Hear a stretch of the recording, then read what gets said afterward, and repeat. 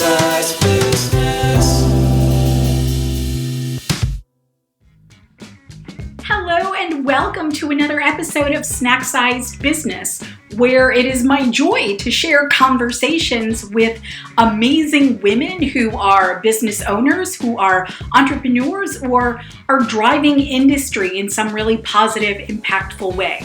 So today on the Zoom, I get to share a conversation with Danielle LaVia. Now, she's the founder of Charleston Playhouse, which is, I think, the first or one of the few equity playhouses in South Carolina, certainly in Charleston. So she's taken on a Herculean effort with that, and she just had a baby, and so, no small things. So let me share with you Danielle's 5 facts. Number 1, she was flown out to Sicily to sing in a piazza for 7,000 people. We will definitely ask her about that. She is a mom of 2 naturally when she and her husband were told that it would be a 1 in a million chance to get pregnant. They should definitely play the lottery. Number 3, she has Tourette syndrome, and theater was what made her able to cope and learn how to keep it under control. That's fascinating, and I feel like I want to know more about that. Aside from working in professional theater, teaching young people voice and theater fuels her. And then she says she is most proud of not worrying about other people's idea of what success looks like. I freaking love that so hard. So, welcome to the show, Danielle LaVia. Hello and welcome to the Zoom, Danielle LaVia. I'm so happy to have you here on Snack Size Business. Yes, thank you so much for having me. I'm very excited. Well, you are a person obviously after my own heart with a theater background and a love and a passion for teaching theater skills, all of that. And we've had that conversation before, so it is my joy to have you with us. Thank you. Yeah, of course. Okay. So I want to touch on your 5 facts, which were amazing, by the way, but can we talk for a quick second about being flown out to Sicily? Oh, goodness, yes. So this is a crazy story. I was doing a gig in New York at this little Italian restaurant that was close by my house. It was like a weekly gig. I sang for 2 hours every night. So it was like, all these people would come back, and I kind of developed this little bit of a following, and it was super fun. And it's such a joy for me to do. And one night I walk in and there's this huge table set up for 16 people. I'm like, what's going on? And they're like, oh, this family from Italy's coming in from Sicily. And I was like, all right, cool. So one of the men who was sitting there happened to be the mayor of this town in Sicily called Oliveri. And I sang an Italian aria. And when I was done, he stood up and he's like, we bring you to Sicily to sing in the piazza. And I was like, okay, cool. Yeah. Like, here's my card. Totally. Call me. And didn't think anything of it. And then I woke up the next morning at 8 a.m. and had a phone call. And he was like, I want to fly you out for 2 weeks. I'll put you up on the beach. Bring a friend. I want you to sing in the piazza. And I ended up doing it for 7,000 people. And it was just like the most random thing ever. And it was the most incredible experience. And they took me all over Sicily. I mean, it was unbelievable. That is amazing. I'm sure that you got a lot of offers as a talented, beautiful woman in New York City. I'm sure this probably felt like just another one, right? Yeah, it was funny because there was my boyfriend at the time's family thought I was out of my mind crazy for going. But how could you not, though? Right. And also, like, the owner of the restaurant who I was very close with knew these people. So like, it wasn't like very random. Right. So it was really great. That is amazing, man. That is a story for your children. Absolutely. All right. So let me jump into our 3 questions. Okay. Are you ready? Yeah. Okay. Question number 1. What conversation do you wish you'd had but did not? Conversation that I wish I had when it comes to my current company that I am founding. However that is, however you choose to interpret. Ooh, okay. I like this. A conversation I wish I had had was that founding a nonprofit is going to take 10 times longer than you could have ever imagined. And I think when you kind of do the research and you do all the stuff on your own, it's very different than when you talk to nonprofit founders and really kind of get the inside scoop on that. And I wish that I had had more conversations with more founders, specifically of nonprofits, in the beginning of my journey. Animal. Yes. Yes. And I wish that I had done it in the beginning of my journey before I even started, because I think that there's a lot to be said for there's no direct path when it comes to this. It's very, very like windy. And I think that just throughout the process, I've connected with so many founders of nonprofits and have constantly felt this feeling of just validation that, you know, what I'm doing it right. I'm doing a good job, you know, because there's a lot of times when you work with nonprofits that you feel defeated sometimes. And it's a very rough business to be in. So when you talk to other people who are doing what you're doing in other facets, it's just really nice to hear, okay, I'm not the only one feeling this way. Okay, I'm not the only one that's struggling with this. I'm not the only one who's being affected by the economy and affected by this, and this. So I wish that I had had those conversations sooner. Got it. Yeah. Because you don't know what you don't know. No. Yeah. Yeah. That's terrific. Okay. Second question. What do you love about what you do? And I know in your 5 facts, you did mention that you love teaching voice and theater to children. Is that the thing that you love? I think what I love about what I do is a couple things. First of all, kind of like I just said, there's not one straightforward path. So with what I do, there's so many different areas to tap into.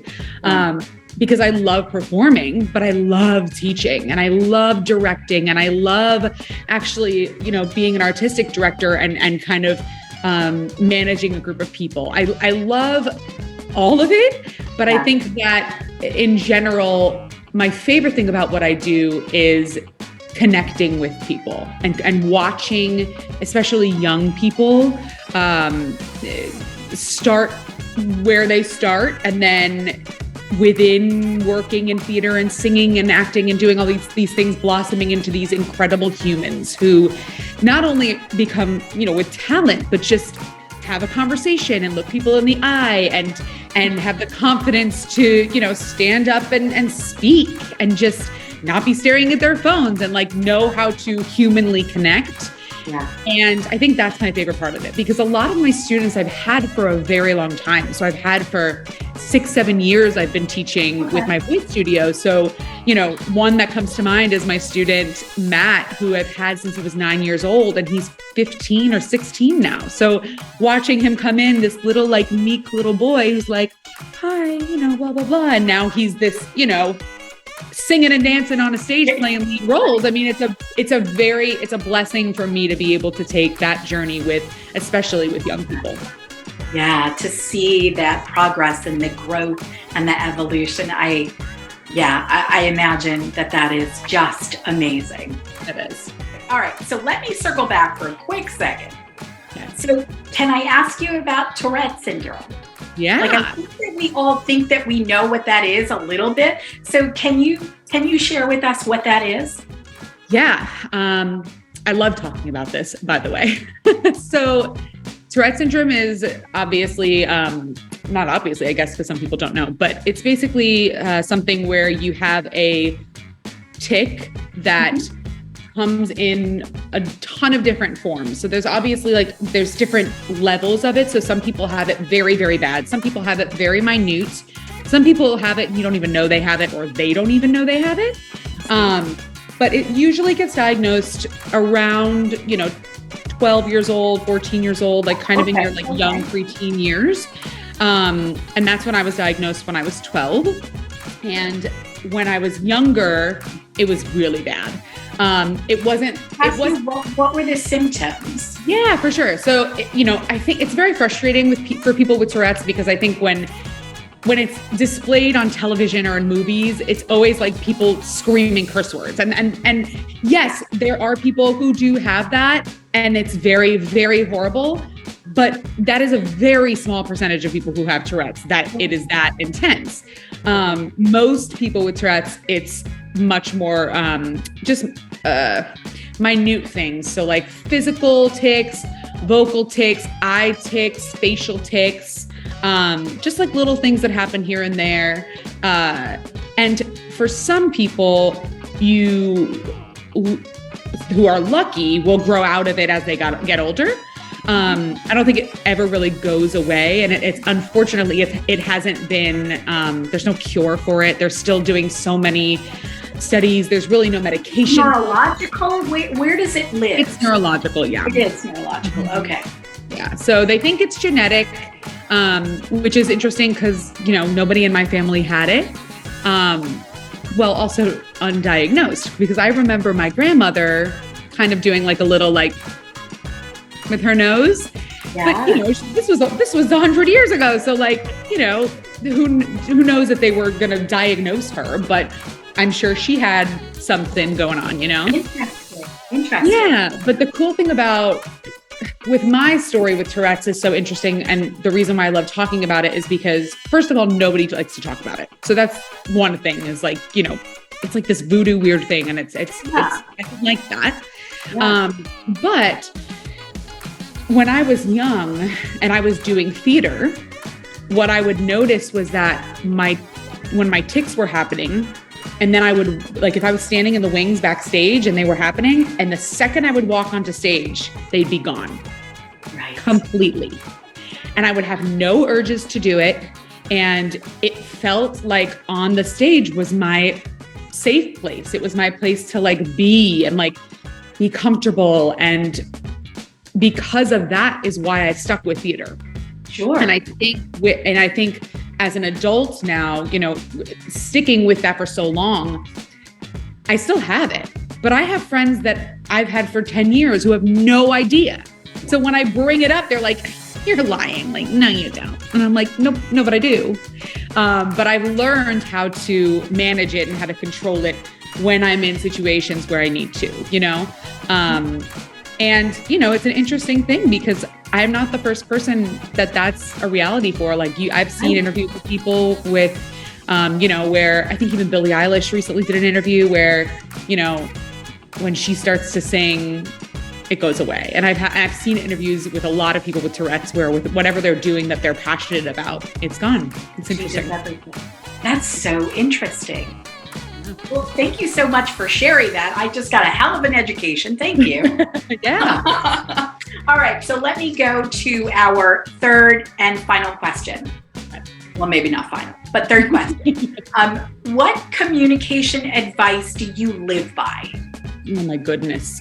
All of it. Yeah. Communicate. It's interesting because I'm from New York originally. And I grew up in South Florida, but I lived in New York for a few years before I moved here. And it's when it comes to communication in business, it's very different in New York. Yeah. When I send an email, I have a response within 20 minutes. Yeah. Every single time. Yes. And moving to the South has been very different when it comes to that. Yes. Oh my gosh. Seriously, it's you probably know from emailing me. I get back pretty quickly. I just had a newborn baby and I'm still getting back quickly. Right. But it's there are times where I don't get responses for months. Yeah. And have to follow up with people 8 times until finally it's oh yeah, sorry, I just got off my boat. You know what I mean? So it's the communication. For me, it makes business very difficult when you have to follow up with people over and over and over and wait weeks for responses. So because I know that, I am so quick to respond to people because I know that it's a waste of their time if I'm waiting, not getting back to them quickly. Oh gosh, Danielle. Oh my gosh. When we first moved here, it was, you have to acclimatize not only to the weather, but the pacing. And I absolutely 100% know what you're talking about, that, when someone says they'll get right back to you, or they'll talk to you soon, like that is not moments, but days, perhaps weeks. Yep. Yeah. It's like definitely we live on island time here. yeah, exactly. It's just much slower. So that's really interesting. Okay. I want to ring back to one more thing. So I know you just had a baby. Congratulations, right? Will you talk about the 1 in a million chance to get pregnant? And now you have 2 babies. Yes, I do have 2 babies. And you're a business owner. And, you teach voice. So you do all the things. I do all the things. It's a lot. I'm tired and I'm not allowed to drink coffee, but that's a whole other thing. But anyway, so when we were trying to get pregnant with our son, he's now 2.5. It was taking a long time, and, a long time for us, it was not that long. We were, we just didn't realize that it took so long sometimes. Sure. So we're like, all right, you know what, let's go get tested. Just make sure everything's okay. Like, we're not super, super young. So let's go get tested. And the test showed that I had very, very, very, very little eggs, like someone who was 10, 15 years older than I was at the time. Oh, wow. And that my husband had very, very, very little sperm, right? Wow. So they said, for you guys to get pregnant naturally, it would be very hard, like a 1 in a million chance. Huh. You should definitely do IVF if you want to have a baby. Of course, broke our hearts. I mean, both my husband and I, all we've ever wanted is to be parents. And, we kind of went through the mourning process of that. And then we ordered our no interest credit card, had our, appointment ready to go for IVF. And 3 days before my appointment, I had one extra pregnancy test that was sitting in my bathroom for months because I had so many tests that I had taken. And I was like, I don't even want to look at it. I'm just going to take it and throw it in the garbage. So I took it and I left the room. Normally I'm like, Right. I left the room, was cleaning, whatever, came back 15 minutes later and I looked at it and I looked at it again. I looked at it again and it was positive. And, here we go. But the funny part of the story, here's the funny part of the story. The month before, we went to a concert in Jacksonville and Sarah Bareilles, woo! Yeah. And we went to St. Augustine for a day trip and we went on this little trolley and it said, next stop is the Fountain of Youth. Now, mind you, they had just told me that I'm old inside. Right. So I was like, we have to go. We have to go to the Fountain of Youth and chug the water. Maybe it'll work. And then it worked right after. So then when we started trying with our daughter, our next baby, it was taking even longer than with our son. So we said, we got to go back to the Fountain of Youth. I was just going to ask. And did you go? We did. And we immediately got pregnant. Holy shit. Wow, and you should have your faces up there. Well, I know. I reached out to the Fountain of Youth people and I told them the story and they never responded. What? That's such an amazing story. No, it's ridiculous. I should. Oh my gosh. Wow. What a story, Danielle. That's amazing. Wow. I gotta write it. And everyone is healthy and well. Yes. Oh, I'm so glad. Well, gosh. Well, thank you so much for spending time with me and telling me the stories. I just love them. And the education and the stories and all of that. I really appreciate it. Yeah, thank you so much for having me. This was really fun.